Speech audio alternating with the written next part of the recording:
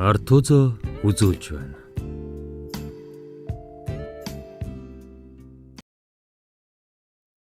Чимэд дөржин нацаг дөрж. Цагаан сарнайн нэгдэв эзэмрлэг. Цагаан лууны савда хард амхны нэг төрлийн нэр.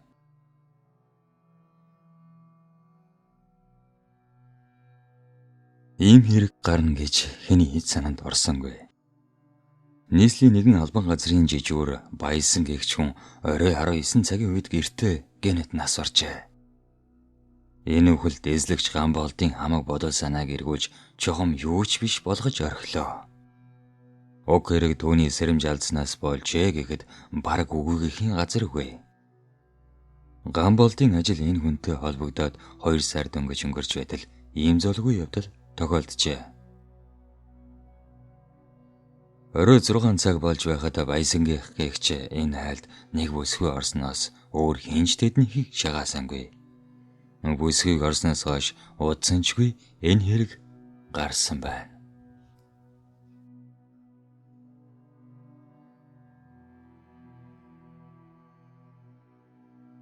Гамболд энэ бүсгийг сайн танина. Түүний нэрийг Болормаг нь талигачтай нэг албан газар ажилдаг бичээч хүн. Гэртээ ээж 2 дүүгийнхэн хамт амьдрна. Эцэг нь сар гаруйн өмнө нас орсон. Яри хөрөө эвсэг хүнд тусархаг гинэн цайлган сэтгэлтэй юм уу гэтэл үе их л ухаалаг бодлогошромгүй харцаар харж санаанд оромгүй үг хэлнэ. Энэ бүсгийн хувь заяаны төлөө өнгөрсөн тэр нэг үжээс хойш Гамболдын сэтгэл зовних олжээ. Тэр өдөр Болормаа ажил таравдаал баясангийн эрснийг Гамболд сайн мэднэ. Бүрэнхий болтол Болормаа тэднийхээс явуулгүй юм угааж гадаа хэц татан 2-3 цам цөлгөөд угаацаа хашааны булан руу гурамжуудаа асгажээ. Гэтэл нэлээд бүрий болсон хойно байшингийн цонхны гэрэлгэн тунтрав. Энэ үед Гамболдын дотор нэг л эвгүй оргиж нуруур нь хүүтийн гул саадч буучих шиг урсаадч орчих шиг болов. Ингээд очиод хаалгыг нь балмаар байтал тэгэж яахан болох вүлээ. Түүнд ганцхан жижигхэн тэр шавар байшинг юутай хэтэн өргөд ажигмаар санагдаж байвч бүсгүй энэ боломжгүй хөдлийн цаана юу ч нүгдэж байж болох тул бие барь зөкслөө. Төдөлгүй цонхны гэрэл асаж удсанчгүй Болормаа яаран гарч ирээд хашааны хаалгыг ааж үзүүлхэн хаагаад амьтан хүнээс зовсон ганцтай харанхуйн донд ийш тийшээ харж хэсэг зогсноо. Тэр жигтэй гүйгшийхэн явж хашааны болон тойрон алга болов. Бүсгүй үүнээс хойш эднийхээр нэг ч үзэгдэлгүй байсаар өнөөдөр ирсэн энэ юм. Гэтэл хэрэг явдал ийм янзаар эргэж Болормаа хүн амны хэргийг мэдэх цорын ганц хүн боллоо. Дэслэгч энэ бүсгийн баян сангийн анх ирсэн учрыг гадарлаж байв. Болормагийн эцгийг нас ороход хар бор ажилд нь голлож зүтгсэн хүн бол баян сан юм. Ажилд ороод удаагүй боловч энэ хүн амьтан ах дүүд тусч өрөвч зөөлөн сэтгэлтэй зовлон үдсэн хэр баргийн юмд өвдөг сөхөрөхгүй болсноо ажлынхандаа харуулж чаджээ. Нас залуу гооч гарч яваа хэрн одоогоор тааж тохирох ажил олдоогүй учраас жижиг үргийж үүндээ сэтгэлж яахан зов цодог шинжтэйг нь зарим хүн гадарлаж байв. Болормаа анх түүний жижүүр хийж суугааг хараад уур нь хүрэх шиг болжээ. Гэвч удалгүй шин жижүүрийн амьдралын зах сэжвэр нь мэрсэр юм чихэнд нь дуулсан идэхэд бэрх сонсгол зүрх шинширмээр байлаа. Гэлээч үнэн гэдэг хүчтэй хойно баян сангаас жижүүр хүлээж авдаг авгаа түүний зовж өнгөрүүлсэн амьдралыг сонсоод тэсгэлгүй нулимсаа арчиж суусан удаа би Болормооч баян сангийн тухай тэр авгаагаас дутуугүй юм дуулжээ. Тэгээд эцгийг нь нас ороход өөрийн хүн шиг зүтгэж жижүүрээс бунготой гэртээ чарлгүй шууд тэдний дээрээд аяг цайж болгүй оршуулах газар руу явж нөх ухалзаж байсан бүсгэн сэтгэлд уяатай явлаа. Тинхүү нэг өдөр Болормаа ганц бие зовж яваа хүнд ойм цамцыг нь угаагаад өгчих бол ачийг нь хариулж эс чадлааж баярлаж явдгаа ойлгуулж өнчирсэн сэтгэлийг нь өчөө хинжгээсэн бүлээс гэж магадгүй гэсэндэ гэрийг нь заалгаж аваад оцсон тэр юмсанж. Хэрв Баян сан үнэхээр уур Монголоос оргож ирсэн хүн байсан бол тэр гэрэл унтрахад Ганболтын сэтгэл бүсгийн төлөө тэгтлээ их зовно гэжөө. Болормоо өөрийгөө Баян сангийн тухай сайн мэддэг хүний нэг гэж бодож заримдаа гэртээ сууж байхдаа түүний хүүхэн хүнийг шиг жирээгээр хар хөмсөг шарангойд цэвэрхэн царай шоргордоо уруулыг санаад хүн харчих вэ гэсэн шиг түргэн гихч усаад явчихдгийг хэн яаж мэдэх вүлээ. 10 гаруйхан насандаа Баян сан эцгээс салж хэдэн жилийн дараа бүр өнчин үлджээ. Хятад их үзрэлтийн салхи дэгдэж өөр монголчууд харамсалтайгаар хэлмэджээ. Эцэг маань малчин хүн, их минь бас адилхан. Их үзрэлтийн тухай би яриад яах вэ? Та нар сайн мэднэ байх. Миний бодоход Хятад улс урагшаа биш хоошоо өсөрсөн. Ёстой хоошоо өсөрснийг нь их үзрэлт гэж хэлж болно. Та нар бод. Малчин хүн малаа саах ирэхгүй байсан. Ядахдаа үнэний нэг хөгийг ч саах ирэхгүй. Хэрв нэг хөгийг нь саая гэвэл маавгийн дайсан гэж үзнэ. Зүйлдээ хоолунд олдгой байж морь малтайгаа адил тэднийгээ тэжээдэг хөх буурцаг чанаж хоолдог болсон. Манай туслах малчин Хуа гэдэг Хятад хүн ирсэн. Хуаг ирснээс хойш удалгүй ээж маань нэг хурал дээр аавыг шөмжилсэн юм. Энэ үед эцэг их гэхгүй аавгаа нөхөр гэхгүй бүгд л бие биеийнхэн дутагдал муу махайг илрүүлэх ёстой байв. Ээж юу илрүүлсэн гэж санана. Аав маань ээж бид хоёрыг бодоод нэг өдөр нохоо барьж идсэн дахааны үлдэгдэл махыг магч ичтэй хоосон ясыг тэр нохоог задаж байж арай чүй нууц салгаж авчирсан байсан. Тэгэд бид шүл хийж хоосон. Ээж үнийг илчилсэн юм. Гэтэл ямар хэрэг дэгдсэн гэж та нар бодно. Нөгөө дахиан тариачны ажилдаа гарах цагийг хэлж донгоддог амтан байж. Хөдөөгийн улсад зөөж явдаг цаг хаанаас болдох вэ? Тэгээд л цагны оронд дахиад тэжээж нөгөө их үсрэлтээ хийж байсан юм байна. Тэр үед дахиагаар цаг хийдэг туршлага дэлгэрчэлтэй. Тэгэхдээ энэ санаачлаг гарсан түүхэн бас сонин. Нэг хүн хамтралын дахианаас сулгаа хийгээд баригдаж балардгийн даваан дээр бид дарга та бүхэн шиг бугундаа зүйдэг гой цаггүй болохоор ажил гарах цагаа мэдэхгүй их үсэрч чадахгүй байна. Тэгээд бид дахиад ичээж үүрийн залбанаас өмнө түүнийгээ донгодохоор ажилдаа гардаг сайхан заншилтай болоод байна гэж худал залжээ. Гэтэл нөгөө дарга нар үнэмшиж үүнийг нь гайхалтай шинэ арга болгож тараасан юм гинлээ. Энэ нь аавд минь гай болж их үзрэлтийн бодлогыг эсэргүүцэж ажил саадуулахын тулд санаатаагаар дахиад алж үгүй хийхин тулд эзэн гэж буруутгаад Пэнд ухаан энэ хорт орхомлыг устгахыг гэж маавг хамгаалагчид хашгиралдаж байсан. Аав маань тэр өдрөөс хойш 2 хоноод сургay болчихсон юм. Тэгтэл нилээд хол хонгорд аавыг алаад чулуугаар бяц зогсныг би нүдэрээ харсан. Дараа нь би захын хошуунуудад социализм байгуулж өгөхөөр төвөөс ирсэн Хятад залуусаас 3 эрэгтэй хүүхэд бас 1 эмэгтэй хүүхэд дөрөв нээлж аавыг минь алсан гэдгийг мэдсэн. Ингэж Баясангийн эрхийг сонсож зоосон болормоо арай л уйлаагүй өнгөрсөн юм байж. Эхэн туслах малчныхаа зөвлснөөр нөхрөөгөө шөмжилж буруутснаа мэдмэгц сэтгэлээр унаж олдсон жаал зугаа идэх юма хүүдээ өгсөөр өөрөө өлбөрч өгсөн байна. Унчирч үлдсэн Баян сан өдөө өртөл арай л турж өгөлгүй амиа зугааж явсаар Монгол нутагт ирснийг нь сонссон хүн санаа алдахгүй байхын аргагүй. Эцэг их хоёрынхаа тухай Баян сангийн ярьсан бүхэн цөм үнэн юм. Үнэн гэдгийг энэч Ганболд түүний төрхөөр гайхмаар сайн мэдэж байв. Харин болормоо энэ хүний тухай зөвхөн үүнийг л мэдхээс өөр юмгүй. Өөр юу ч гадарлахгүй. Сэжиглэж бодох зүйлгээ сэтгэл тайван явна. Хэрв түүнд Баян сангийн тухай нуулгүй хэлж ярихвал тэр бүсгүй юу болгосон бол.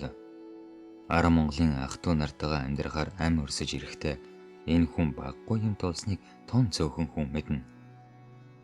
Харин өнөөдөр өгсөн энэ хүн маргааш ихэд ам цэрүүн байхыг одоохондоо мэдэх хүн өөрөөс нь өөр нэг ч үгүй юм.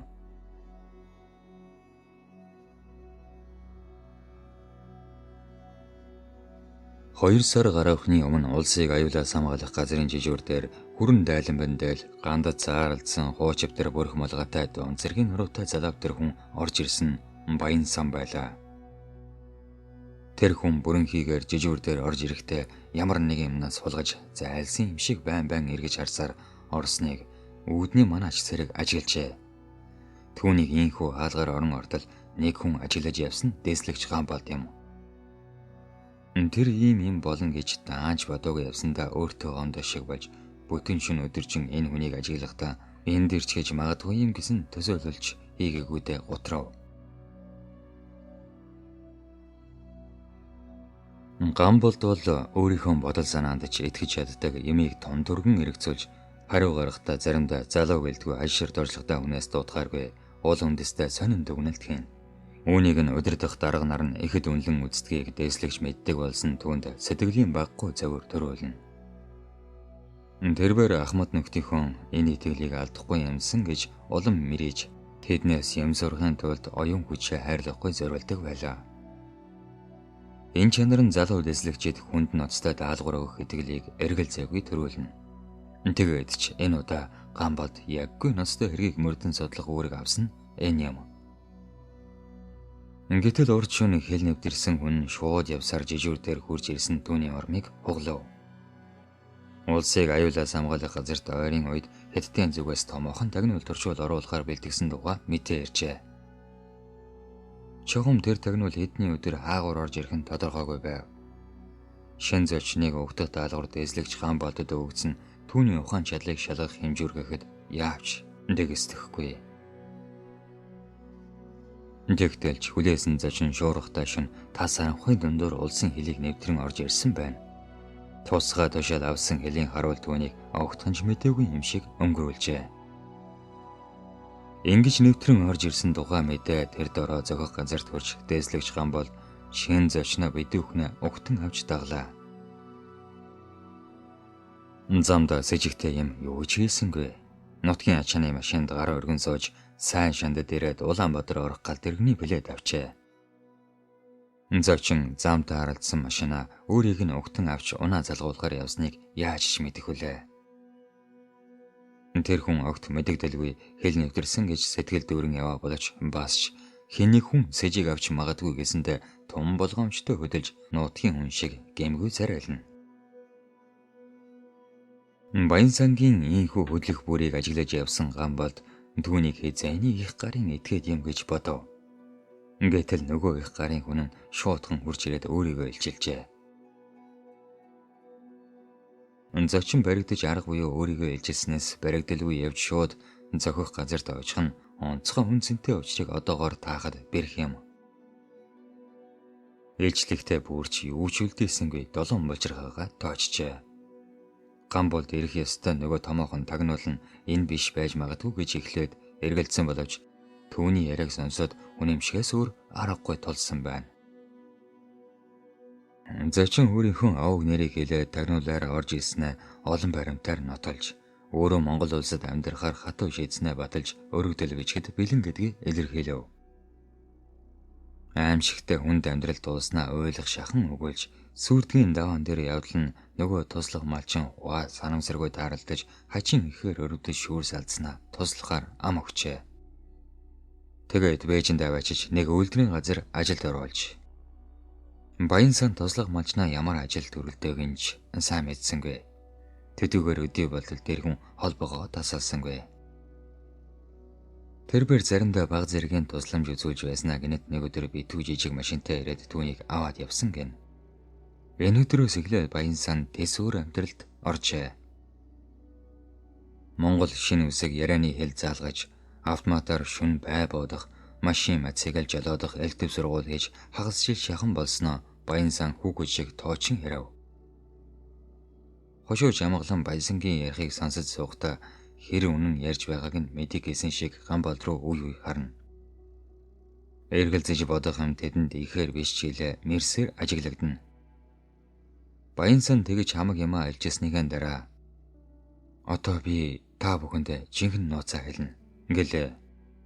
Гамбалд Баян сангийн яриа хөрөө жинхэнэ монгол хүнээс бараг ялгадахааргүй үгийн найрлагын хүртэл эвтэг гайхаж ямар ч гэсэн хэлний авьяастай хүн юм. Ийм хүнд нууц юм заавал байж таарна гэж бодсноо арай хожуу Баянсан хэлсний дараа сансандаа өөрийгөө зэмлэж зогсов. Баянсан их хүч гаргаж үлдсэн гол нууцаа хэлэхдээ хэн нэг өөр хүн жагнчихвэ гэсэн шиг хаалга руу харснаа яриагаа өргөжлөлөө. Миний сая ярьсан бүхэн цөм үнэн. Гэхдээ намайг ингэж өөрийгөө илчлээд итгэл олж авах хэрэгтэй. Энэ итгэлийг тун төргөн олж дараа нь жинхэнэ ажлаа хийн гэсэн юм. Гамбол түүнийг сонсоод тийм ч юм уу биш онхол аргатай гэж бодов. Намайг зөвхөн мэдээ дамжуулах үүрэгтэй гэсэн. Аль болохоор дөрвөн ажилд орохыг шаардсан. Тэгвэл чадвал утастай газар ямар нэг жижүүр хийх, эс чадвал утасны ойр суудаг ажилд орох хэрэгтэйг даалгасан. Ажилд ороотаал төв шуудангийн өөрөн хүлээн авахчаар ингээд өөрөөсөө жижиг төрөвч гарган дотроос нь дөрвөлжин цаасан дээр бичсэн зүйлийг аваад хошуужийн ширээн дээр тавьж энэ хаягаар утасныхаа дугаарыг мэдэгдгэсэн. Ингээд шанааныхаа хөлсийг арчив. Үнэхээр тэр хаягаар мэдэгдэхэд 3 хоногийн дараа хааны газраас хэн нэг хүн тэр утсаар ярьж дамжуулах мэдээ хэлэх ёстой байв. Харин тэр хүлээж авсан мэдээгээ дамжуулах хүний зургийг гаргаж мөн л хоживчийн ширээн дээр тавьж тэр хүнд ч гэсэн миний зураг би байх. Би утсаар ирсэн мэдээг цаасан дээр ягштал бичиж аваад түүнийгээ тэр хүнд биеэр гардуулах ёстой юм. Түүнээс цааш юу болохыг би мэдэхгүй. Ингээв тэгснэ бугуун дах 3 төвчлөр бүхий цагаа тайлж бүх мэдээг авч дууссаны дараа тохирсон 3 өдрийн аль нэгэнд тогтоосон цагт 3 дахь төвчлөрийг 15 секунд дарах ёстой юм. Энэ бол даалгавар биелүүлснээ ард талдаа мэдэгдэж байгаа юм. Тэгэхдээ заавал биедээ зөөж дарах ёстой юм. Ингэж хэлээд ширээн дээр хайнга дуухан тавилаа. Шинэ юмаа өгч явуулсныг бодоход энэ даалгавар нь тэдэнд баггүй хэрэгтэй юм байна гэдгийг Гамболд тэр дор нь бодож амжлаа. Гэхдээ бас л хэрэггүй юмны төлөө тагнуул явуулдаг тэнэг толгой яаж байх вэ? Би гэдэг хүн мөнж түүхий байна даа гэж өөрийгөө голов. Баянсан юуны тухай мэдээ хүлээж авахыгаа мэдэхгүй гэж үнэн хэлв. Ямар ч гэсэн бидний донд хаширч нэг биш байгааг түүний яриа гэрчилж байна. Утсаар мэдээ дамжуулагч этгээд бол баригдахгүй чөтгөрч байж мэднэ. Гэхдээ бид Баянсан гэгчийн энэ яриа үнэн эсхийг алхан дотонд нь шалгах ёстой. Үг ярээ эцсийн баталгаа биш. Үйл хэргийн үннийг олох хэрэгтэй гэдгийг нөхөр дэслэгч та надаас илүү мэдэж байх ёстой гэж хошууж амгалан Баянсан гарсны дараа Гамболдод хэллээ. Надаас илүү мэдэж байх ёстой гэдэг хошуучийн энэ үг залуу хүмүүст хичнээн шаардлага тавьж тэдэнд хичнээн их итгэдэг илэрхийлсэн халуун сэтгэлийн үг гэдгийг Гамболд хатуу ойлгож эх орныхон аюулгүй байдлын төлөө амь насаа зориулсан ухаанд буурлынхан ариун мөрийг хэртэхгүй явхаа танд батлан хэлье гэж харцаараа өгүүллээ. Хошууч ам болон Гамболдын нэлэх хөөхтийг шиг томоогүй хэрн хурц сэргэлнүүдийг хараад хойч үе минь ийм хойно бид хизээж алдсахгүй гэж бодлоо.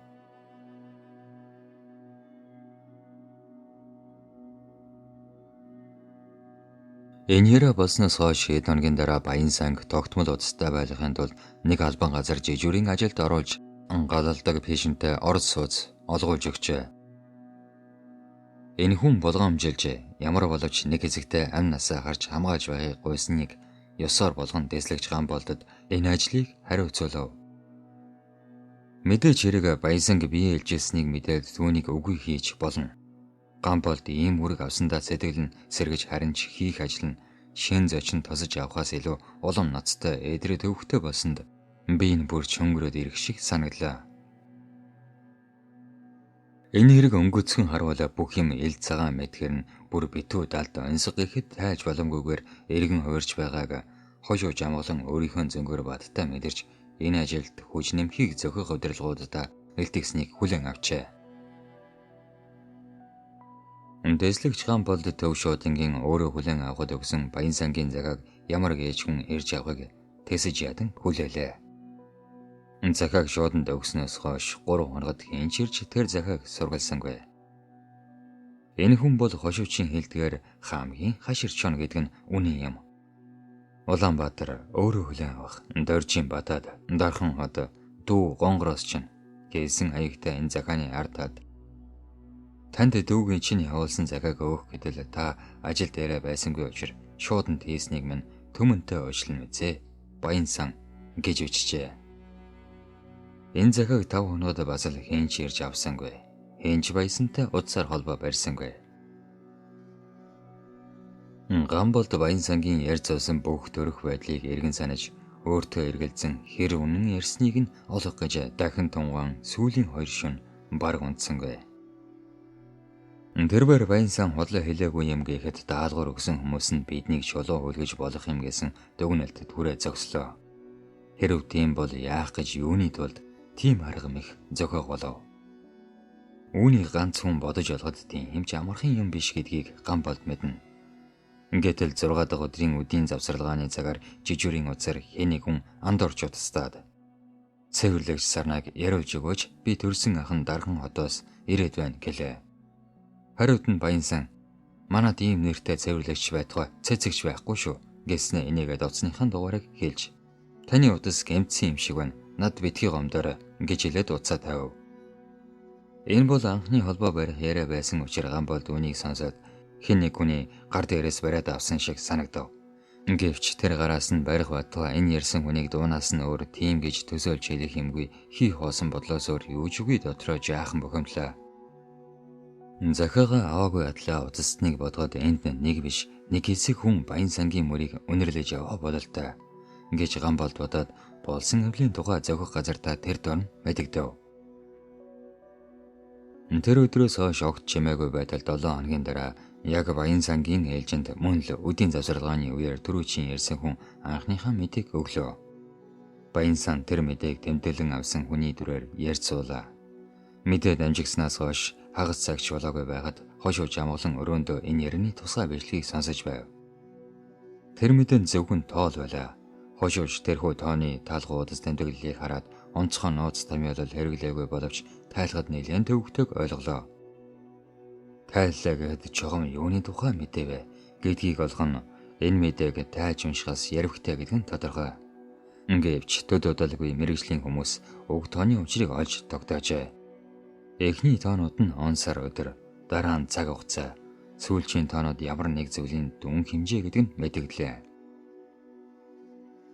Ийм мэдээг баян сан сар гаруйхан хугацаанд 4 удаа авав. Харин мэдээг өгч хүн хаанаас хэн гэгч ярьсан хий үзэгдэл мэд нууц далтгавэрэ. Түүний ярьсан утсыг шалгаж үзгээд гудамжны автоматаас эсвэл сул задгаа оргисон өрөөний утсаар мэдээгээ өгсөн байлаа. Албан газрын жижүүрэн дээр ярьсан утсанд ямар хүн суудгийг ч мэдэхгүй. Гаднаас орсон хүн үдийн завсарлагаар гарсан эсхийг ч анзаарлагүй хэв нэг сууцгаана. Хугацаанд дуусаж хүжингүй болсон үнэмлэг эсвэл огт өөр хүний баримт бичиг гаднаас харуулад орчход нүдэ эрмэн суудаг жижигөрч таарлтна. Зүс мэдэх хүнээ бол пробоцка үзэлээ гэвэл уурлаж аяг маягтайд нь тулах явдалч бий. Гэтэл тэр хүнээ хаана ямар ажилтайг энэч мэдэхгүй алмаарна. Ёстой юм ёсоо алдвал ямар хэрэг үүсэж болохыг энэ утасны явдлаас мэдэхэд тун амархан. Баян сан сүүлчийнхээ яриагаар дахин мод мэдээ өгөхгүй энэ удаагийнх үгээр дуслаа гэдгийг ойлгов. Одоо тэр даалгаврын амжилттай биелүүлж мэдээ хүлээн авч дууснаа мэдэгдэх ёстой. Төлөвлөсөн өдөр 2 хоногийн дараа болгоод баян сан тогтоосон хугацааны хооронд цагийнхаа төвчлөрийг даржээ.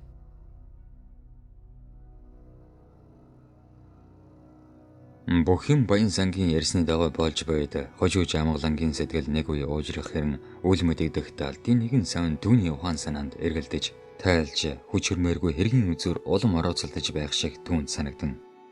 Гэхдээ хамт ажилдаг нөхдөө харахтаа годомжид яваа жижүүрийн олонтойг зэрэгцэн ажиллахдаа сэтгэл нь аяндаа тааширч би биш бид энэ хэргийн орооцолдоог тайлж чадах юм да гэж бодно. Одоо хошуучид мэдээг нь хэн өгсөн сонин биш харин хэн ирж авах нь том чухал байв. Хэд хоног чимээ зураг тасарснаа гэнэт нэг өдөр баян сангийн ажил дээр нөгөө зургийн эзэн цоогор царайтай ахмигдуухан туранхаа хүн иржээ. Баян санч тэр хүнтэй ярилцах үгүй ээлжид дуусаад дохтуутай захаа өглөө. Тэр дохтун дотор ирсэн мэдээг ямар ч өөрчлөлгүйгээр ганц тоож заслалгүйгээр хийсэн байлаа. Хошууж ингэхээр шийджээ. Магадгүй энэ мэдээ үнэн зөв дамжсан эсхийг шалгаж болохыг хэн үгүй гэхөө. Энэ мэдээ эсрэг этгээдэд тун чухал болсон хожуучид мэдэгдэж түүний анхаарлыг гойд татах боловч гарцаагүй дүгнэлт хийх тодорхой зүйлд хараахан хүрч чадахгүй мухардан барих гох зог эрэлхээлнэ. Баригдах юмны бараа битүү мананд хожигдсан юм шиг тодорж өгөхгүй нэг ил гарснаа дахин талд орно. Тэрхүү талд орсон зүйл дахин тодорхтой огт өөр өнгө зөстэй гарч ирнэ. Тэгтэл мэдээ хүлээж авсан хүн түүнийг хэмдэж хаанч юугаарч дамжуулахгүй хавдарч оргисон хошуучийн сэтгэлийг баггүй зовоож өглөө. Тэгж дарснаас аль нэг дэшээ дамжуулах нь чухал адал огт тийм зүйл аваагүй юм шиг дүлий долгоолон явна. Хэргийн гогцог улам ээдрүүлж орхив.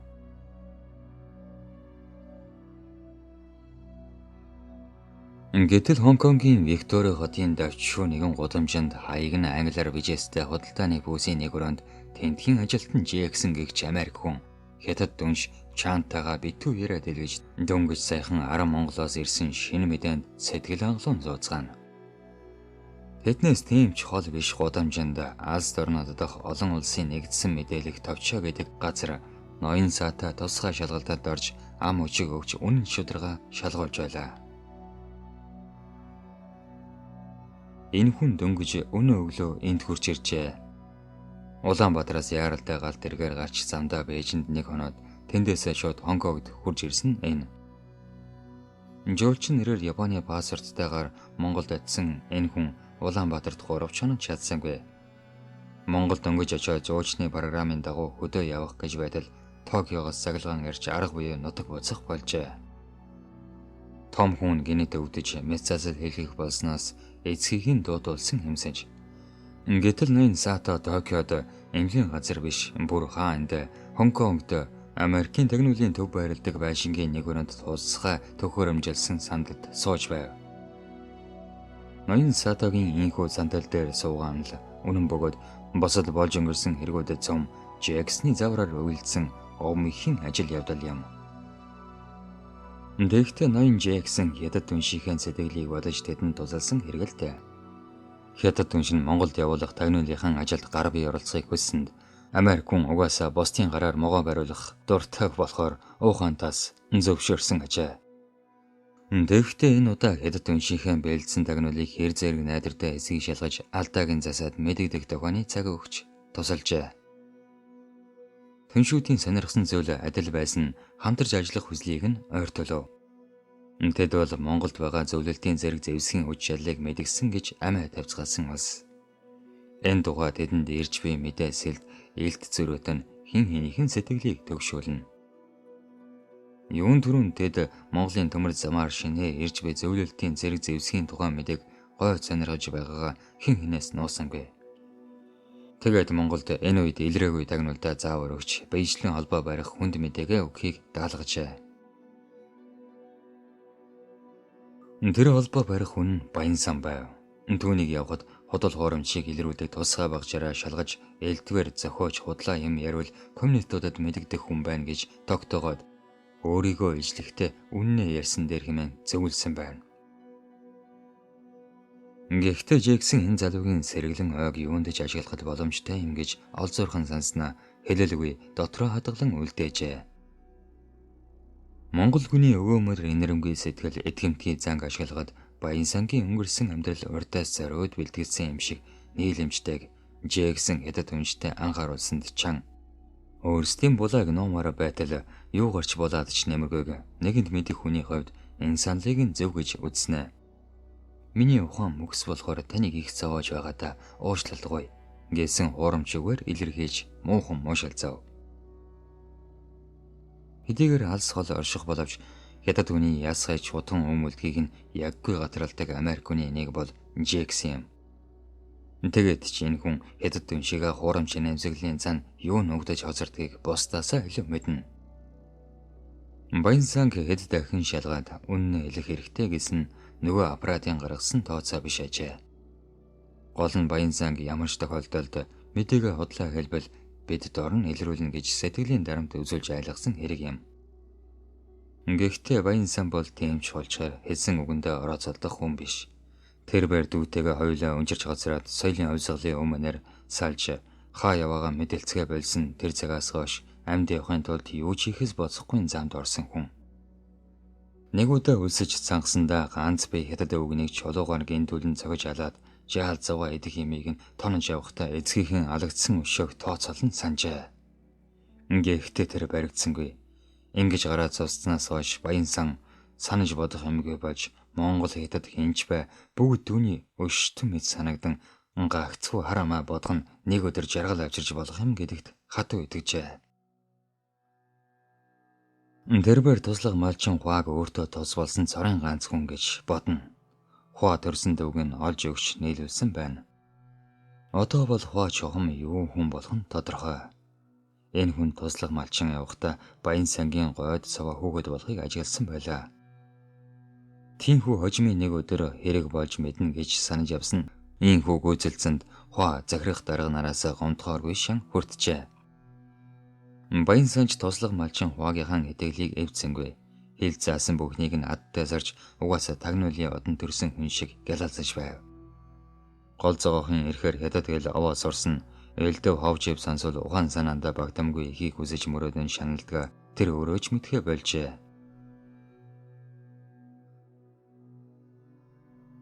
Нэг айлд нэгээс илүү хүүхэд байж болохгүй гэсэн урайдор аз жаргалаа хэмждэг хятад оронд яаж амьдрах вэ? Анхныхаа хүүхдийг төрүүлэхдээ заавал зөвшөөрөл авч хэрэв хоёр дахь буюу төлөвлөөгүй хүүхэд төрүүлвэл эцэг их нь албан тушаалаасаа бууж гайтвал бүр халагдаж хэд хэдэн эрхээ хасуулсан хэрн 3,000 юаны торгуульд ундаг ийм оронд авгаа авбал яаж ч хоног өнгөрөх вэ гэж баян сан хар толгоогоо гашаатал бодсон удаа бий. Гэтэл зарим нь яагаад олон ихнэр идэж болдог яагаад залуу бүсгүйчүүдийг янхан болохыг зохион байгуулалтаа хийж байна учрыг олох гэж бодлоо. Бүр сүлдээ maaгийн тухай хэвлэлд мэдээлсэн юун мэдэгдэхгүй зүйл олдсонсоод нарийн бичгийн дарга залуухан бүсгүйтэйгээ зөнийг өгөн янаг амаргийн холбоо тогтоож хоёр хүүхэд төрүүлээд тэдэндээ тусгай байшин бэлгэлсэн үний юм болоо. Тэр байгуулдаг янхны газрыг өөрчилж нарийн бичгийн дарга нар бэлтгэх сургууль болгочих юмсан. Тэгвэл ч тэдэнтэй нөхцөж хоёроос дээш хүүхэд төрүүлсэн дарга нарыг торгохгүй зүгээр л нууц хадгалсны шанд 3,000 ён сэм салгачаад баяжаа зогсохгүй төрийн бүх нууцыг мэдэж жунаахан ордныг гартаа хийж болохгүй яана. Ингэж бодно. Тэгэхдээ надаас өөр хүнд ийм ухаан төрсөнгүй нойрон дундаа зөөдлөж нуусаа алдчихвэ гэж басаана. Чухам элдв босын ийм санаандаа хүрэх гэж баян сан юу л хийж яал гэхэд бэлэн хүн. Тэгээд ч түүнд онцгой даалгаврагч Монгол явуулсан ховор тохиолдох эргийн нэг гэдгийг хонгоогдч тэр бэжинч тэр тун цөөхөн хүн мэдэж байлаа. Гэхдээ баян сангийн олж авирах мэдээний цаана хятад дүншээ юу ч хийж болохыг битүүдэд гадралсан Жаксон Улаанбаатараас саатаа боцоход эрт сөвгжилсэн нэг арга хэрэгэлжээ. Тэгэхэд саатаа цаглаган аваад л маргааш өглөө нь Бээжин Москвагийн олон улсын галт тэргээр гарсан байна. Вагонд орж суудлынхаа дугаараар тасалгаанд ортол нэг Европ хүн сууж байлаа. Тэр хүн би Бээжин очиж яваа. Худалдааны төлөөлөгч. Миний нэр Ачисон. Би Америк хүн. Ингэж англиар өөрийгөө танилцуулахад саатаа ойлгоогийн учраа мөрөө хавчин толгой сагсрав. Гэтэл нөгөө хүн тасалгааны хаалгыг ааж төгжөөд гардах зөнхөө онгуулгаж нэг хятад ном гаргаж ирээд өмнө тавихад саатаа сая л учрыг ойлгожээ. Цагаан сарна нэртэй энэ жижиг номыг Хонконгд явахаас өмнө шалгаж үзсэн ноён Жэксэн түүнд өгч та манай талаас энэ номыг үзүүлсэн хүн бид хоёрт л мэдээгээ өгнө. Өөр хэндэж хэлэх хэрэггүй. Та энэ номыг сайн харж зөвхөн өөрөө л таних тэмдгээ тогтоож аваарай гэсэн юмсанж. Саата номыг шалгаж үзээд тэр доор нь мэдээгээ өгчээ. Энэ бол ноён Жэксэн хятад дүншээс төрүүлж баттай мэдээ авсан хэрэг байв. Үүнийг хятад дүншин мэдээд нэг их гомроход сүйд болсонгүй. Харин ч Жэксэнээс Улаанбаатараас тусаж авч хамт явж ажил удсандаа бас өөрсдөө үүнийг сансангүйд уучлалгуужээ. Харамсалтай нь энэ уучлалын цаана араараа тавилснаа ноён Жэксэн өчүүхөнч хараавалгүй инээмсэглэцв. Ийхүү хүүсийнхээ нэг өрөөнд яриад хэлгсэн Жэксэн Саатагийн өгсөн мэдээ үнэн эсхийг шалгасан тусгай төхөөрөмжийн бичлэгийг ирүүд шанд үнжтэй өвч бодлонгүй гэдгийг мэдэгдээд ажил бүдэмжтэй болсны төлөө хоёулаа хундаг тулгалаа. Ноён сата тэр мэдээг аваад явчих юм гэж дэслэгч Гамболдын санаанд тааж орсонгүй. Гамболд хэргийн үл үзэгдэх сэжүүрийг барьж авахын тулд хэн бүхний мэдээжийн баримт материалыг эргэцүүлэн бодохдоо огтхонч төвшөлгүй дахин санаж шүүн тунгааж үзнэ. Аль тэртээ 1956 оны намар ерөнхий сайд Неро Сүү эцсийн сувгийн асуудлаар ерөнхийлөгч Насертай харилцсан байшилгууд энэ этгээгийн гадаад янаас сулгаад алдагдсныг салан задгаагаас болж хайсан цэвэрлэгчийн өнөмлөгтэй холбож одно. Хэдийгээр энэ бичлэгийг цэвэрлэгч тагнуул аваагүй ч гэсэн ер нь ийм ажил хийдэг хүн бүх өрөө даалгаа цэвэрлдэг болохоор хорон санаатан хайцсан үнэлгийг ашиглаж сэрэмж муутай юм уу шин жижигрийн үед юу ч хийж болно. Гамболд өөрийгөө энэ сэрэмж хариуцлагагүй жижигүртэй ижилсгэж хэрэг явдал эл цагаан болж байхад түүнийг харахгүй өнгөрөөж оргисон юм биш гэж эргэлзэн. Хожим энэ эргэлзээ үнэн болохыг мэдээд тэрбээр орох байх газараа олж ядсан билээ. Мэдээг авсан хүн дамжуулахгүй дарсан Гамболдыг байрцаалтахад хүргэв.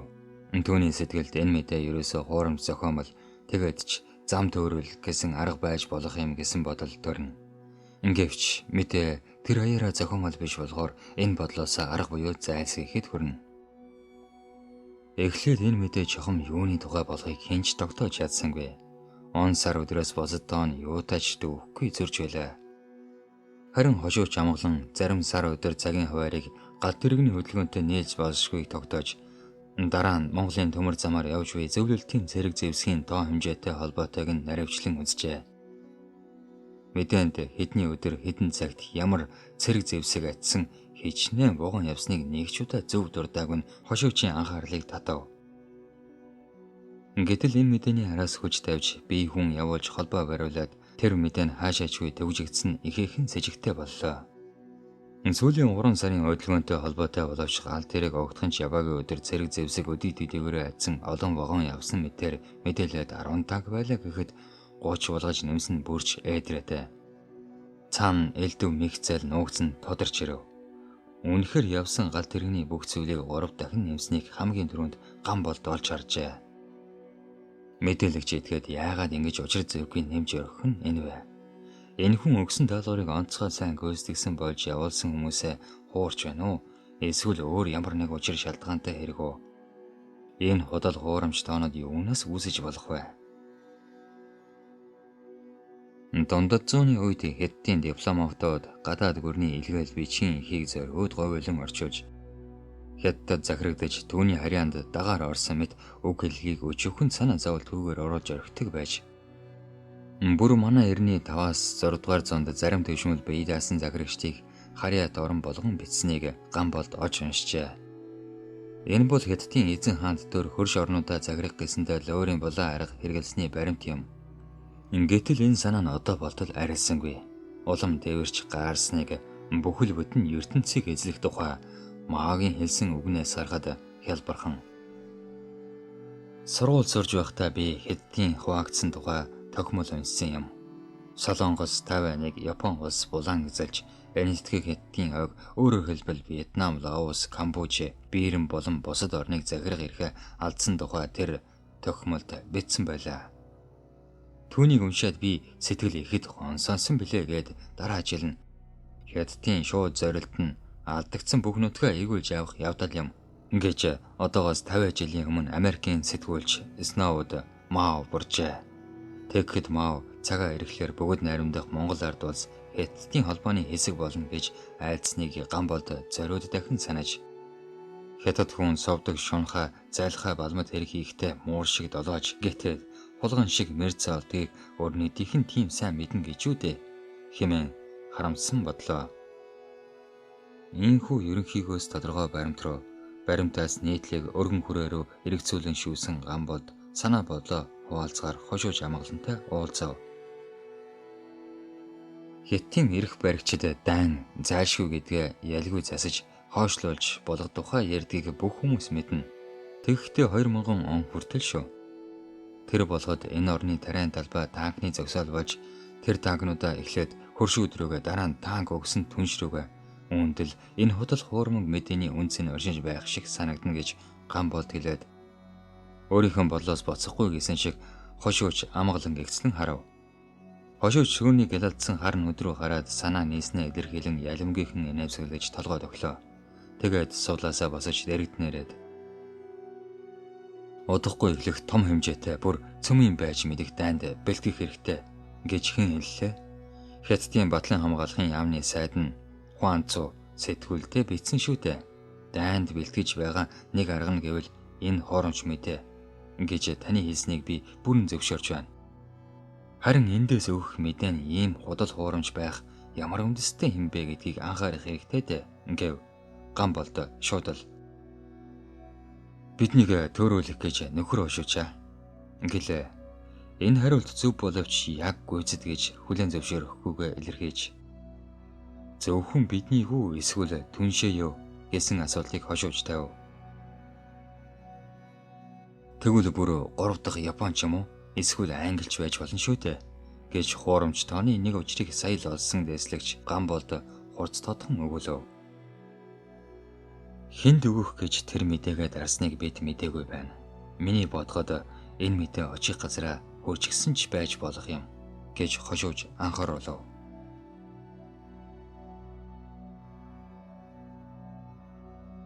Хурамч болионтой мэдээнийхээ нууцыг өөрөөс нь өөр хоёрхан хүн мэднэ гэж Чан Лавтай бодож суулаа. Монголд хошууж амгалан нөхдөгөө хамт түүний учрыг тайлж олсон гэдгийг тэр зөвдөлсөн ч вэ. Мэдэх хүний нэг нь мэдээг өгч, хоёр дахь нь түүний тослог ажилтан юм.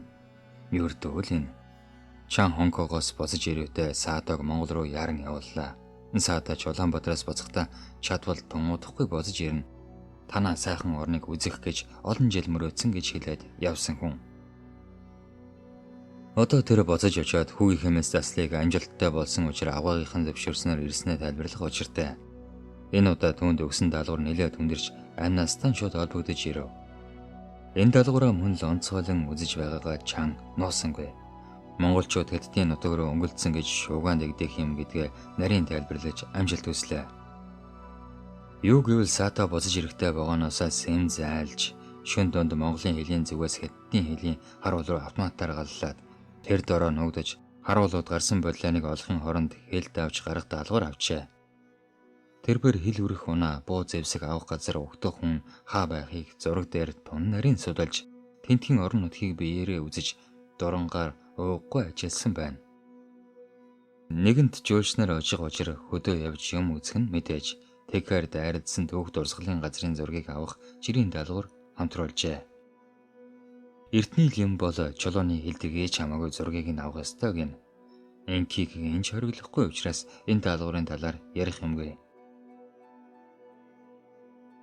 Чан ирсэн мэдээ ганцаараа боловсруулж явахдаа Джексон түншээ бодож үе инээд нь хүрнэ. Үннийг хэлгээд яг л Чанын санснаар бүх юм болж өнгөрчээ. Джексоныг өөрийнхөө тэр тагнуултай урьдтай уулзах чадах хүн гэдгийг хятад түнш нь баараагүй таасан байна. Тэгээд ч тэр сансандаа хурж хэд дахин нэмсэн тоомгүй их цэрэг зэвсэг хятадын хил дээр бөөгнөрч зөвлөлтийн аюулд өнөө маргаашгүй өртөх гэж байна гэдэг ойлголтыг Америк түнштэй зохиох хэмжээгээр өгч дөнгөжээ. Джексон ч Чаныг инхүү инээд суугаад яаж ч мэдэх хятад түншээс урдж энэ удаа баараггүй мэдээ авсандаа ол зурхаж дээш нь мэдүүлэх элтгэлээ цэгсэлж байлаа. Хонконгд нэлээд хэдэн жил сууж зүүн өмнөд Азийн орнуудад хорлон боснуулах баггүй үүрэг гүйцэтгсэн энэ хүн одоо хятадтай асал бэлдэх Америкийн тагнуулын төв газрын дээгүүрхэн зэндааны төлөөлөгч болсон ажээ. Гаднаас нь харахад гэмгүй сарайлсан энэ хүн CIA буюу тагнуулын төв газрын удирдагч байсан Айлен Далсыг санагдуулна. Овжин хэрэн томоотой байрын инээмсэглсэн Джексоныг анх харахад төрсөн сэтгэл тэрхэн зур өөрчлөгдөж айц хүрч муу юм бодогдуулна. Нэвч овч ширтсэн хүйдэн харц хуурамч инээмсэглэл нүдний жил хоёртой зөвлөрөх боловч хүсэл зорилгоо биелүүлэх гэхдээ юунаас буцашгүй итгэхэд гэдгийг нь гэрчлэнэ. Урагшаа төрсэн урд том эрүүн хээл хагуул хуурам мэхлэх аалж устгах ямар ч замаар хамаагүй хорлон сүдэж байвал сая сэтгэл нь ханах харж буцашгүй хөлдөн сэтгэлдний шинжийг тодруулна. Дайлас яг л ийм хүн байсан. Джексны ялгаатай нь гэвэл ганц сэргэлтгүй янжуур татгаараа юм. Сопи хотод 1941 оны 1-р сард дипломат паспорт Монго магтан цаашаасан загтал бүхий төрөвчээ нэг хүн гэж тун эвгүй юмд оржээ. Тэр гисэн хүн бол Америкийн туршлагатай тагнуулж Донни Ван гэгч юм. Харамсалтай нь тэр хүний төрөвчийг өөртөө нь алдар нэрээр өрсөлдөгч нь Болгарын нийслэлд юу гэж ирснийг нь мэдэх гэхдээ дэслэж оргисон юм байж. Иймэрхүү нэг явдал Жексон тохиолдоод одоо болтол уучрыг нь олоогүй яваа хүн. Тэр олон жилийн өмнө Жакартад явж байхдаа зочид бодлын өрөөнөөс гарч хамдаантай юм алдчихжээ. Дотор нь нууцлсан мэдээ сэлд байсан боловч олж чадсангүй. Арга барахтаа Жексон Япон юм уу Английн өрсөлдөгчдөө авчих уу гэж бодоод сэтгэлээ хүчээр тайвшруулжээ. Түүний тэрхэнд хэн нэг хятад хүн авчихаа болов уу гэсэн бодолд аач орсонгүй. Үнэн дээр хундаг долгод суусан чан түншинч туужсан юм билүү бүүмэд. Ямар ч гэсэн хятад хүн авсан гэдгийг нь тэрхэн үед авсан хүнээс өөр хинч мэдээгүй юмсанж. Элэрэг 1957 оны 10 дугаар сарын дундуур болсон бөгөөд дараах нь 30 оны өдөр Индонезийн ерөнхийлөгч Сугарногийн дэргэд гар бомбог дэлбэрсэн боловч тэр амьд үлдсэн юм. Түүний амийг хорлох гэж сургуулийн үзэсгэлэгт оролцож байхад нь фашистээр хэмжиж хэдэн бомбог хаяжээ. Би хамгаалагчид зориг самбаа гаргасан ерөнхийлөгч аварсан байна. 7 хүн алагдаж 100 гаруй хүн шаргацсан энэ гэмт хэрэгт Америк дипломатчид гар хүрсэн баримт төвлөлд нийлэгдэхэд Жексон Рангуны годамжаар цадгалан нугас шиг нуруугаа өрөөд хэнийгчгүй алхаж явлаа. Одоо Викторид суврагнаж хятад үзрээр тоглол зовгаан энэ. Ноён Жексон лав энэ удаа хожигджээ. Гэхдээ энэ хуурамчтайг зэвсэг орогдуулах эсрэг гүтгэлэг зохиож уулаар нь тэмцэхэд Америк түншээ давхар ажиглах гэсэн шааны санаа бас л ёсоор болж зөвлөлтийн зэвсэг техникийн тухай бодол саналда олон хуудас зориулах хэрэг Жексонд гарчээ. Зөвхөн 3 сарын дотор ийм зэрэг зэвсэг хэдний хил рүү ирсэн юм чинь бүтэн жил түүнээс цааш хугацаанд хичнээн жирж болохыг энэ тоогоор тооцоолон бодуулж Америк түншээ зөвлөлтийн аюулын эсрэг түлхэж оруулаад өөрөө уулын оройгоос харж суух гэсэн санаандаа хүрэхэд энэ мэдээ онцгой чухал үүрэг гүйцэтгэхийг чан бүр эрдэнэс нууцлан боловсруулсныг Жексон өчиг хүнж төсөөлсөнгүй. Чан өрөөндөө ганцаархнаа хуурамч тоонуудыг таних тэмдгээр ялган дарж жинхэнэ тоог 3-5 цэрэг зэвсгийн хөлгөн ялгүй байгаад хөлгөн бууж алмаар нь суув. Тэр зэр зэвсгийн хүч тоондоо биш чадaltaй байдгийг гадарлахтайгаа хүн. Гэсэн чи ийм ом ихэр зүрхийг нь өхөлж түншихийн гараас хэрэгтэй зэвсгээ салгаад авчих санаа сэцэндээ эрх баригчдаа өгөх тайланда онцгойлон нуцалж дурдлаа.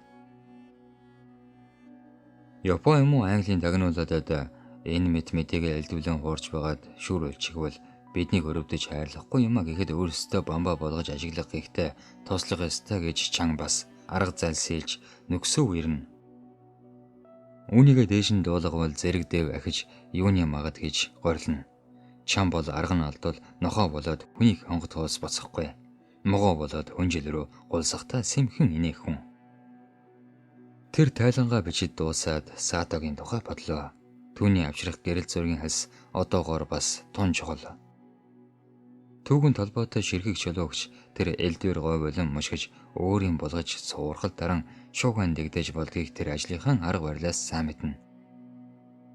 Хэрв тийм чулууны хэдэрхий аваад ирэхэд монголчуудыг хэдтийн үндэсний цөөнх гэж бодлоход үнэтэй баримт болгож яагаад болохгүй байх вэ?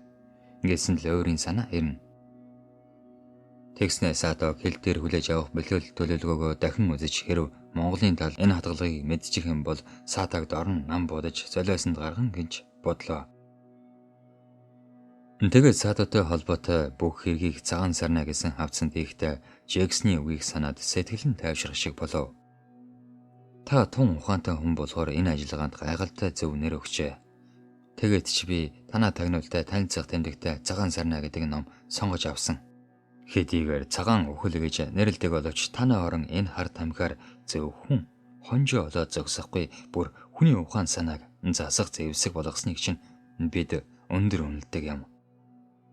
Эхлээд би цэцгийн нэр юм уу гэж бодож бодсноо нуугаад яах вэ? Ийм сайхан нэртэй танаа хар тамхи манай Америк хар зах дээр 1 кг нь 50-60 мянган доллар түүнээс ч илүү үн хүрдгийг та мэдэх хүн миний ярьдагч эл үз. Гэхдээ ийм хэмжээний хард аймаг 4,000 хүнийг мансууруулах чадaltaй.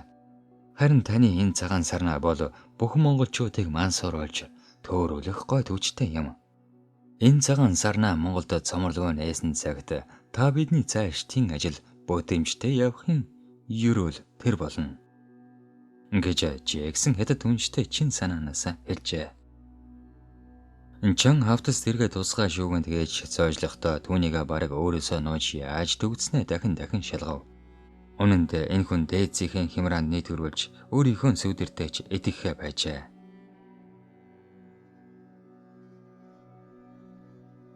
Баянсанг Монгол руу явуулахдаа ч энэ чан өөрийнхөө сүдэртэй ч итгэдэггүй хүн жинхэнэ тагнуулж чадна гэж сургамжлан ховор заяагдах ийм араншин түүнд байгааг олж мэдээд найдах хүн нэмэгдсэн дотор нь захтнах шиг болсон билээ.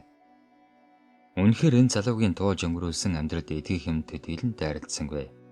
Дээслэгч Гамболд мэдээ хүлээж аваад амжилттай болсноор ард тийшээ мэдэгдсэн Баянсангийн дохио өгсөн өдрөөс хойш экзектийн шин сургаг зүйлтэй тохиолдсангүй. Хамаг ажил нь дуусаж санаа намарсан Баянсан ээлжтэй өдөр жижүүрээ хийж босод цагт барагтай бол гадуур гарахгүй гэртээ сууж тэмдэглэл хийн. Ирсэн өдрөөсөө хойш 10 шахан нэмгэн дэвтэр дүүрэн юм бичжээ.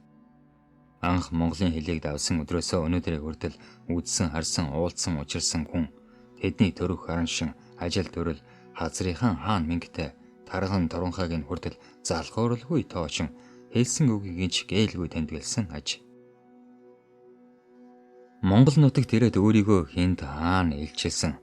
Энэ нь түүний амьдралын ариун зам болж сайхан сэтгэлд ах トゥ нарын дунд өхөн өвтлөө байх ад сайтай болсноо бараг хууз бүхэн дээр дурсаж зарим газар энэ бодлоо хэдэн хуудас дамжуулан бичсэн ер босын баяр хэлсэн байт.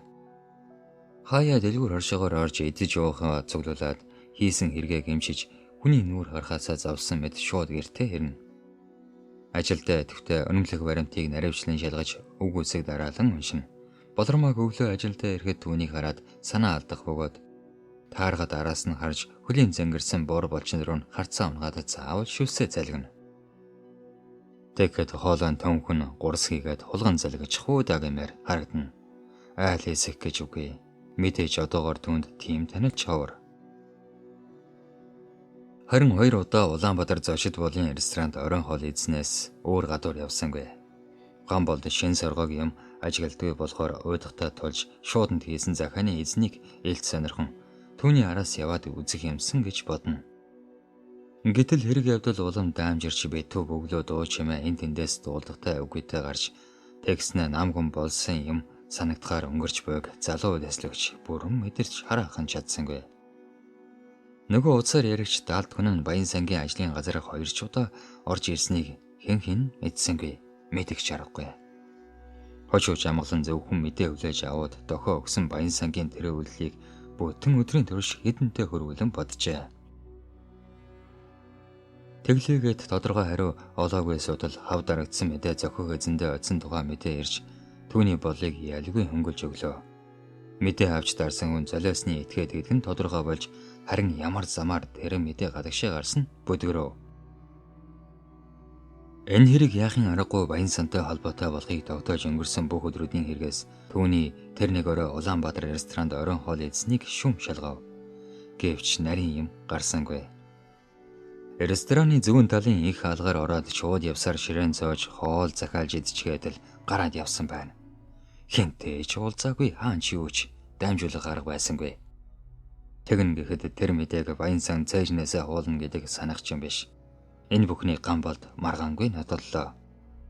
Гэвч Баянсан ресторанд орсны маргааш өглөө Бээжин Москвагийн олон улсын галт тэргээр ноён саата яаралтай заглаган ирсэн учраас жуучлалаа ихэж амжилгүй нутаг болсон тугаа хожуучаа сонсмогцоо дэслэгчийн дотор пал хийгээд явчихлаа. Ард тийшээ цагаар дохио өгсөн болон ноён саата ирсэн хугацаа эргэж явсан энэ бүхэн нэг шугамд нийлж өргсөн Баянсангийн хэн болох талаар эргэлзэх явдал аяндаа төрнө. Гэтэл Баянсан сэжигтэй эмгүү уужин шавар байшингаа янзалж гэр зөөрийн ажилтайгаа ноцолдно. Гадны хэн нэг хүнтэй ямар ч холбоо барьсангүй. Хийх юм хийгээ дуусчихсан юм шиг аажуу тайвуу хөдөлж ээлжийг сонирхсан хинжгүй явна. Энэ үед ноён саата хэдийнэ Улаанбаатарт эргэж ирээд хөдөөгөөр жуулжиж баахан зураг авч аяллаа дуусгачаад буцахад бэлтгэж аавгаа хүүхдтэй бэлэг болгох энэ тэрхэн юм санамжлан харж явлаа. Түүнд бэлэг сэлд авах ямар ч хэрэггүй ятал хиймэл дүр үзүүлж үүн хэмжтэй хэдэн баг аав. Тэгээд өрөөндөө оруулж тавиад чамданасаа коньяк гарган гар зөвгөндөө хийнгүүд тэр гिचгтээ гарц очид уулын дөрөв дагуураас шатаар доош булаа. Гадагш гардгийн даваан дээр анх ирэхэд үйлчилж буцахт нь гаргаж өгсөн үйлчлэгч бүсгүй гинэт тааралдаж дуушуу болон уулзцгаав. Ноён Сата маргааш өглөө нутаг боцно гэдгээ тайлбарлаж хүүхдийн мэд засал амжилттай болж тэр дөрөө буцаж ирснэ. Үйлчлэгч бүсгийн сайхан сэтгэлийн ажгийж талзасан хуурамчиг хэлээд дахин ирэхэд үйлчлэгийг гуйж толгой мэхийн хүндэтгэл үзүүлв. Тэгээд саалж гудамжинд гараад Баян сангийн ажлын газрын хажуугаар салхинд явсан дүр үзүүлэн өнгөрлөө. Нилээд холдож явснаа таксбан руу орж минут хэрийн дараа гарч ирэв. Тэгснэ ойролцоо явсан бяцхан хүүгээ дуудаж цөмхнээсээ цаасанд болдод төрүүчийн архиа гарган өгөөд би сая ярьчихсан юм чамайг тосоод авна гэж монголоор зөөрхөн хэлээд хаана хүнд аваачиж өгөхийг нь заалаа. Тэгэхдээ хүүд нэг боодол бох өгөхөд хууж год өсрөв. Сато сая болормотой уцаар ярихдаа дуугаа урчилж Баян сантай уулзах гэтэл өнөөдөр амар сангийн тэр надад хэлэхдээ хэрэг болбол манай ажлын газрынхантай уулзараа гэсэн юм. Тэгээд таны нэрийг хэлж гэрийг нь мэднэ гэж хэлсэн. Сая танд ойр уцыг жижигрээс авлаа.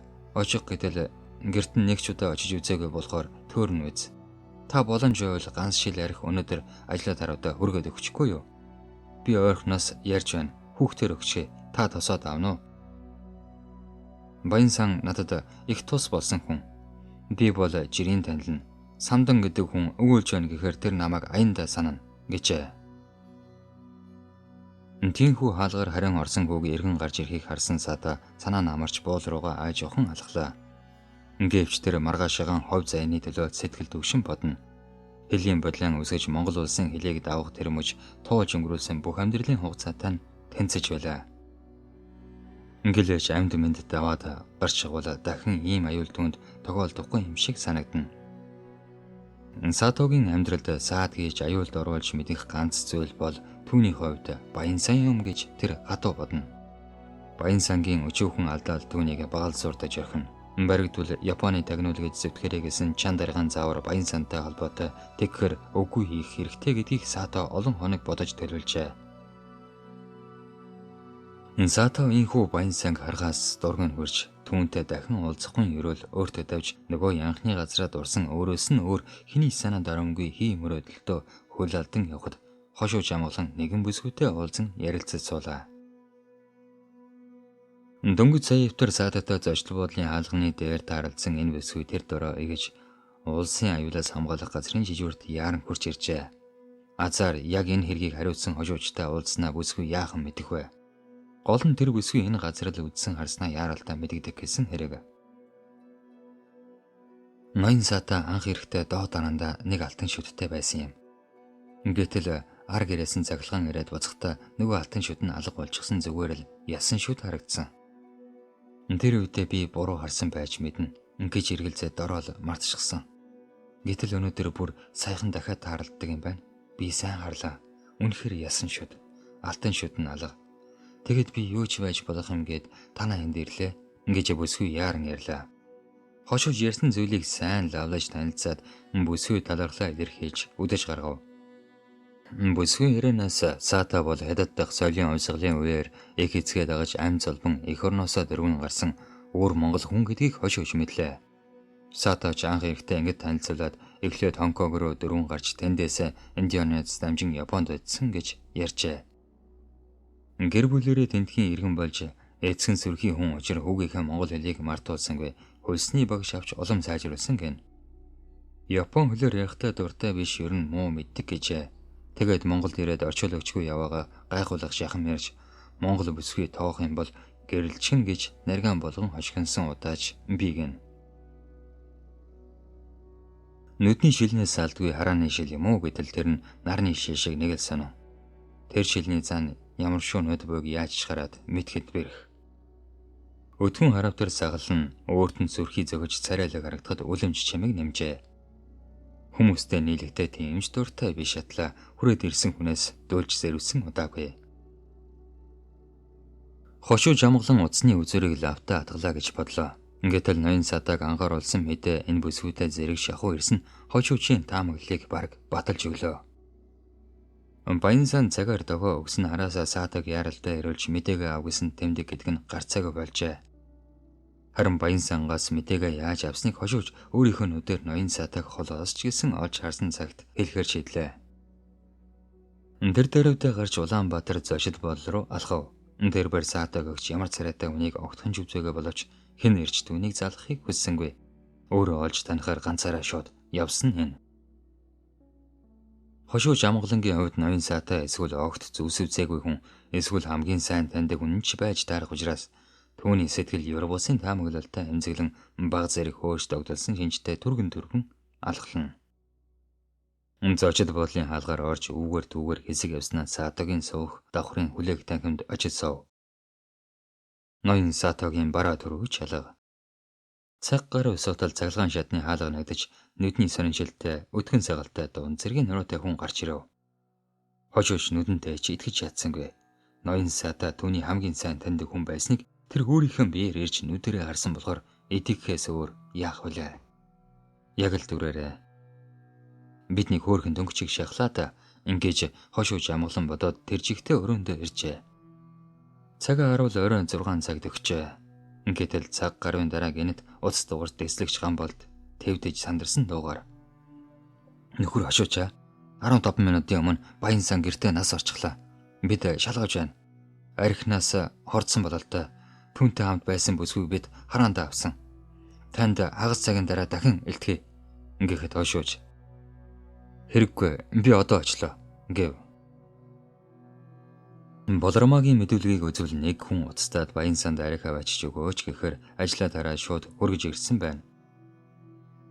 Баянсан архийг аваад баярлсан шинжтэй тэр дараа задалж 2 хондгонд хийгээд тулгаж уудгийн үед тэндээс нилээд ол ширээн дээр байсан харандаа гулсан ургад бүсгүй зашиж хундагтай архиа тавиад босчээ.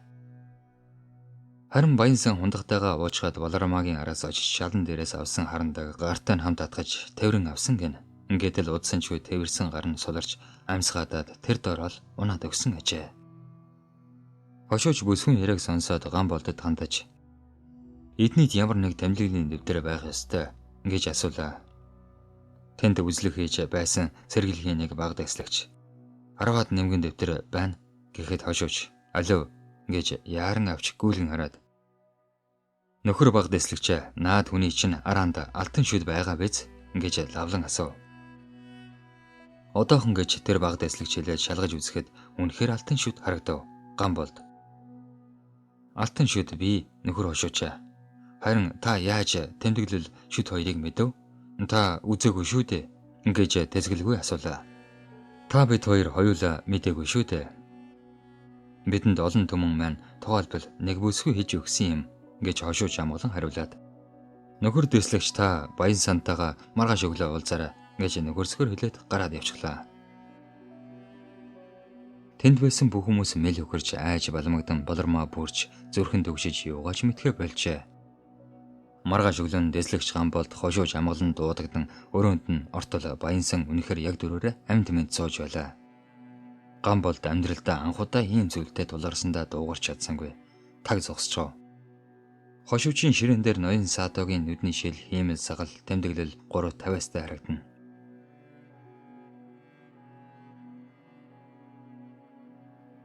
Та саата нараар ирсэн. Төрсөн дүүгийнхээ оронд энэ хоёрыг хэрэглэж ингээд нүдний шил хиймэл сагал хоёрыг нь зааж хувирч солигдсон нөгөө өөрийгөө ижлэгч сайн санаатай Баянсангаа таних байгаа биз дээ. Дүүн энэ тэмдэглэлүүдийг уншиж бүх зүйлтэй танилцсан орлон тоглож байгаад ахыхын гарт өртсөн байна гэснээ босож. Манай дайснууд биднийг өөрсдөө адилхан бодож гинэн алдаа хийдэг юм. Төрсөн дүүгээ алах хороо энэ хүн зөвлөлтийн архи руу хийсэн санамсаргүй хэрэг биш. Бидний ах トゥ ясыг юугаарч сэвтэж чадахгүй. Оролдвол улам Батвих болдгийг эд мэдхгүйгээс хойш цагаа өрцөхөөс биш. Одоо яа гэх вэ? Ингэж хошуучийг хэлгээд Гамболд толгойд өгснөөс өөр үг дуурч чадсангүй. Ингэлээч Баянсангийн төрсөн дүүн саата нараар ээж түүний оронд үлдээд тэгэхдээ ахыгаа дахин өөр нэрээр өөр янзаар ховирч ирэх хүртэл орлон сууж Цаашдаа хоёулаа энэ мэд төөрөлдүүлэн хичнээн жил болж даалгавар биелүүлэх ёстой байжээ гэдгийг залуу дэслэгч хэн ирж хэлэлгүй ойлгов. Гимн Баян сангийн дүү хайжгээсэн ганц чамаагүй өнөмлөх албан бичгийн уудас зааж гисэн олж ирэх даалгавраа биелүүлж амтсангүй. Хошуу чамглан гэндэж хурцнаа тун дөргөн ухаарч гимшээд үг хэлж чадахгүй зогсож байгаа ган болтыг хараад инээмсэглэж. Алдаагаа мэдэж чаддаг хүн амжилтанд хүрнэ. Баян сан шиг гойд ойтой хүн цөөн биш гэдгийг санаж яваарай. Ийм хүн хичнээн 100 тоогч тархиндаа бижиж чаддгийг та мэднэ шүү дээ. Гэснэ. Нөгөө төв шуудынхаа учрыг олсон уу? Тэр чинь шүн болсон хойно дотроос эзэн гаж ирсэн байлгүй. Нээж үзчихэд буцаага наасан ч байж магадгүй. Тийм байж болох уу? Ингэж нүдэ ирмэд. Та нөгөө утсаар ярьдаг баригддаггүй шийдвэртэй тэр өрөө ресторанд хоол идчихээгүй биз дээ. Хэмээн нарган болгож хэлээд явахыг зөвшөөрөв. Баян санг харахад царайн цавсгүй юм шиг цонгиж хамрын хэмсaan үе үе цар талзаж завжных нь арьс яруулсан хар цанд нь гуринхалсан үлгэний шинж тодорч нүд нь устсан үзэгдэнэ. Тэгэхэд ган болтын нүдэнд тэр өрөө Баян сангийн Улаанбаатар ресторанд орсон дахин тодорч хэдхэн алхмын зайнаас болж түүнд хурдагдсан санахаас хөлс нь гарах шиг болов. Баян сан ресторанд орж явахдаа хараасаа хүн дагаж явааг сайн мэдэж байлаа. Түүнд ресторанд гаднаас хаалгаар орсноос хойш 3-4 хүн алхмын зайл бүх хэргийн хувь заяаг шийдэх ёстой байв. Хэд хоногийн өмнө Баян сан энэ ресторанд анх удаага орж хэрэг явдлаа туршиж үзсэн ган болдод сажиглаж анхаарах өчүүхэн зөвөж гарсангүй. Дараачийн оролт мөн л урдын адил мэд дэслэгчэд санагдсан ажээ. Гэвч энэ хэрэг туйлдаа хурж ресторан руу орох дотор хаалганы тэнд боож өнгөрснийг түүгээр явсан ямар ч хүн ажигласангүй. Баян сан рестораны дотор хаалганы 100 гар тийшээ эргэж бие засах газар ороход ган бол яг рестораны гадна хаалгаар орж иржээ. Тэгэхэд түүний нүдэнд Баян сан рестораны дотор хаалгыг ааж угаан татаж орж яваа харагдаад чухам нүд ирмэгцөөр хэрэг явдал өнгөрч өргөснийг тэрбээр таамаглаж мэдлгүй Баян сантай яг ижил хооцлож орж ирүүдэл зөр зөлөгдөн саадогийн араас дагаж хурцсан ажээ. Ган бол рестораны их танхимд саадад хурдгдсан Баян сан гэж бодон түүнээс нэлээд хол хэдэн ширээний цаана хоол захиалан сууж байхад Баян сан бие засах газрын нэг өрөөний үүдийг түүжчихэд ноён саадогийн дөрд хувиран гарч ирснийг анзаарч сонирхсон хүн нэгч байсангүй. Ган бол тошилжийн өрөөнөөс гарахдаа нэг ихийн хөвлийгээс ихэр дүрсэн байж нэгийг ингэж орхидог яасан аимшигтэй юм бэ? Хүн яхаар ийм болчихдаг байна вэ гэж шүүр саллаа. Бид гэдэг улс гаднаас харахад хүн дүрстэйгээс биш бодож санаж хүсэн мөрөөдөж эрмэлзэж байгаа зүйлээ хэлэх ярих эрэхгүй амьтад гэж битсэн хэдтийн орчин үеийн нэг яруу найрагчийн мөрөөдийг ган бол санав. Тэрвэр ийм хүмүүс араатан болохтой бэлэн байдаг юм гэж үү дээ. Гэсэн бодлосоо салж чадахгүй нэг хэсэг харамсан санааширснаа. Нөгөө утсаар ярьдаг хашир чоныг хошууж нэг их тоохгүй юм. Над тэр хэргийг шинжүүлж орхиос хошуучигаа баярлуулж чадна да гэж гинэн санан сэтгэлээ тайлгарууллаа.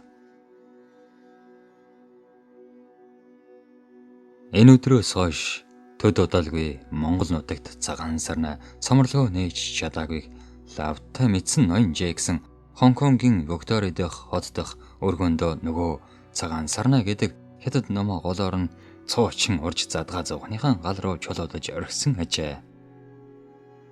Гэхдээ тэр хүн Монголд өөрийнхөө гараар цагаан лууны совд унгаагаад үзэг юмсан гэж бодоцоолаа. 1983 он